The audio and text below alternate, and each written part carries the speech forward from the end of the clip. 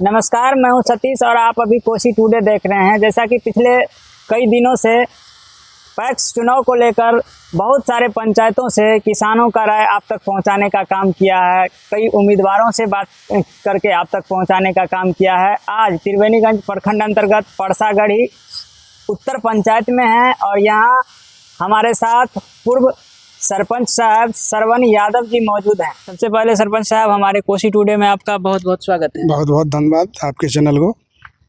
आपकी पंचायत में पैक्स चुनाव हो रही है। यहाँ जो पूर्व पैक्स अध्यक्ष हैं उनके द्वारा पिछले 5 वर्षों में क्या कुछ किया गया है? देखिए, 10 वर्षों के कार्यकलाप में जो भी पैक्स में सरकार के द्वारा आवंटित किया गया उस तौर पर वो खरा उतरे हैं। जो हम क्या इसका वर्णन कर सके, ये सारी जनता के बीच में है, सबों के सामने है, यह सराहनीय है। आगे भी ये आवे इस पद पर और इस काम को अपने तरीके से बढ़ाते हुए आम पब्लिक का सेवा करें। और इलेक्शन के दौर में जनता की क्या कुछ राय है? जनता क्या सोच रही है? यहाँ की जनता के रुझान किस प्रत्याशी की ओर है? देखिए, ये रुझान तो प्रत्येक मतदाता के अपने अंदर में रहता है, ये कोई किसी को बताता नहीं है। आप इस पंचायत का प्रतिनिधित्व किए हैं, आपसे जरूर शेयर होता होगा और आपको पंचायत का हर चीज मालूम होगा कि इस पंचायत में क्या होने वाला है और इस चुनाव में। देखिए, वैसे तो अभी जो भी उम्मीदवार होता है, चूंकि हम भी जब अपना चुनाव लड़ते हैं, हम भी उम्मीदवारी देते हैं, तो सब अपना अपना उम्मीदवारी का दावा देते हैं और जो जिस पक्ष का होता है समर्थक, वह उसके बारे में चलता है। चुनाव का असली नतीजा तो जब चुनाव समाप्त हो जाता है तो परिणाम आने पर आता है। अच्छा, आपका केवल ये कहना है कि यहाँ से जो पुराने चेयरमैन साहब थे, पुराने पैक्स अध्यक्ष थे, उनके द्वारा जो काम रहा, कार्यकाल रहा, उनका अच्छा रहा, वो सराहनीय है, सराहनीय है। सब समय सब कुछ उपलब्ध करवाते हैं। बोले सरकार के द्वारा जो भी इनको मिला है ये जनता तक पहुंचाने का काम किया है। और भी कई किसान हैं, उनसे भी कुछ जानने का हम कोशिश कर रहे हैं। क्या नाम हुआ आपका? जयप्रकाश यादव। यहाँ पैक्स चुनाव चल रहा है, आप वोटर्स हैं? हम वोटर्स हैं। वोटर्स हैं। किसे अपना वोट देना चाह रहे हैं इस बार? हम लोग निवर्तमान पैक्स अध्यक्ष रविंदर कुमार को ही वोट देंगे। क्या कुछ उसका कार्यकाल रहा? बड़ा अच्छा कार्यकाल रहा है, ये बड़ा अच्छा काम करता है, बड़ा समाज सेवी लोग हैं। अच्छा, समाज सेवी हैं, लेकिन पैक्स का काम होता है कि समय किसानों का धान खरीदना, उसको खाद समय पे देना, कृषि का जो उपकरण सरकार के द्वारा पैक्स में दी जाती है उसको किसानों तक पहुंचाना। वो सारा जो भी सरकार के द्वारा इनको मिलता है, बिटिया हो चाहे जो भी टेक्निकल हो, उस सब किसान भाइयों को जानकारी दे करके उनका सुख सुविधा देते करवाते हैं। इसलिए आप उनके कार्यकाल से खुश हैं? बिल्कुल खुश है हम लोग। मोस्टली वोट इनको, जीत इनकी पक्की है। अच्छा, जीत पक्की है? पक्की है। वाह, बहुत बड़ी बात बोल रहे हैं आप। क्या कहना चाहेंगे इस बार इलेक्शन को लेकर के? इनका काम सराहनीय है, इनकी जीत पक्की है और जो सरपंच साहब बोले हैं, ये जो प्रकाश यादव बोले हैं, ये सब सही बात है। सही बात है जी। काम करते हैं अच्छा से?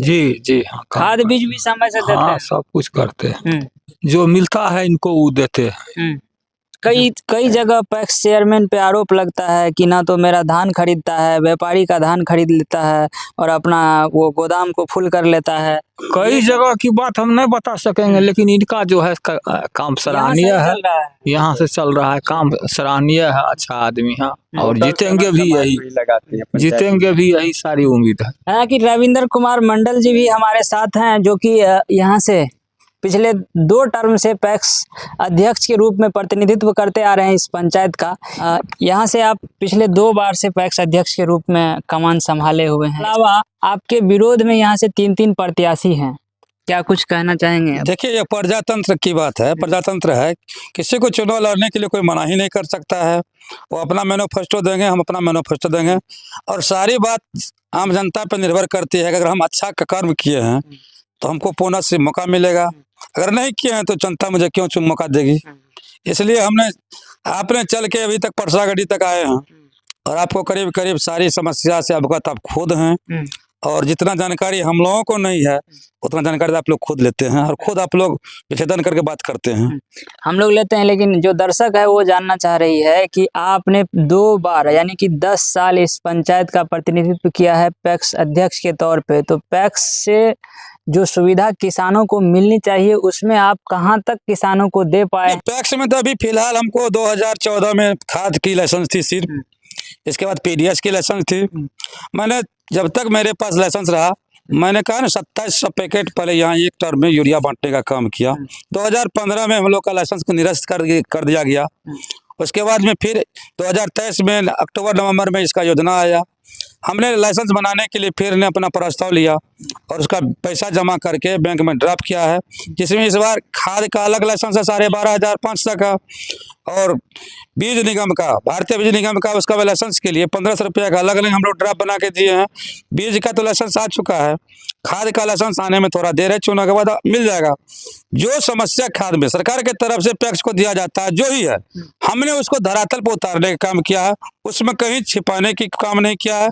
मैंने आने से पहले मुझे सुविधा मिलने की बात जो थी, मैंने अपने जनता को घूम के समाज में और पूरे पंचायत में जानकारी देने का काम किया है।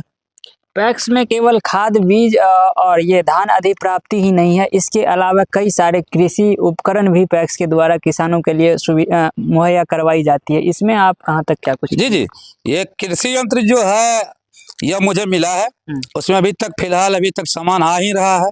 एक सामान आ जाता है तो एक सामान 15 रोज 20 रोज के बाद आता है।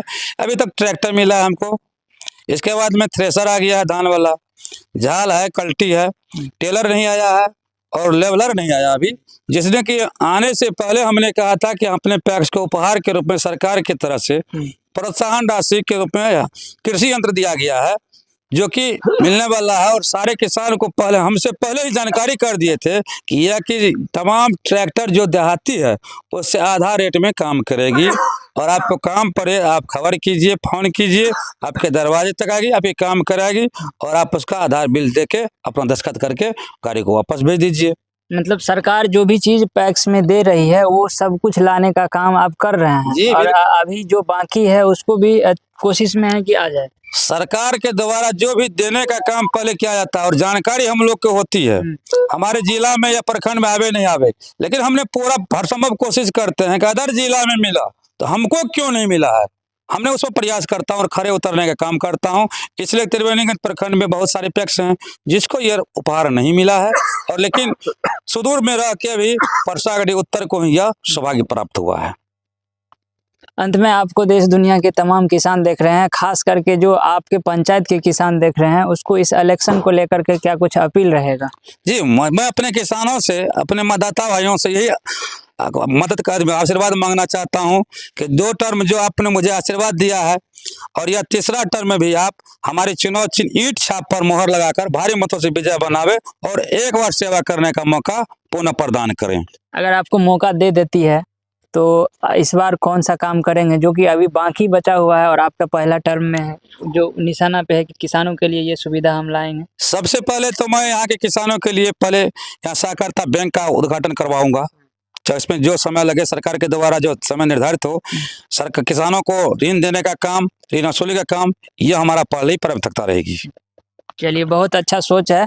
और बाकी इस पूरी खबर को लेकर के आप लोगों की क्या कुछ राय है? क्या इस पंचायत के जो पूर्व पैक्स चेयरमैन बता रहे हैं कि हमने किसानों के साथ इतनी बड़ी योगदान दी है और सारी सुविधाएं पैक्स में जो मिलनी चाहिए वो किसानों तक शुरू से ही ला करके पहुंचाने का काम किया है, इस बारे में आप लोग क्या कुछ सोच रहे हैं? कमेंट में जरूर बताइएगा। धन्यवाद।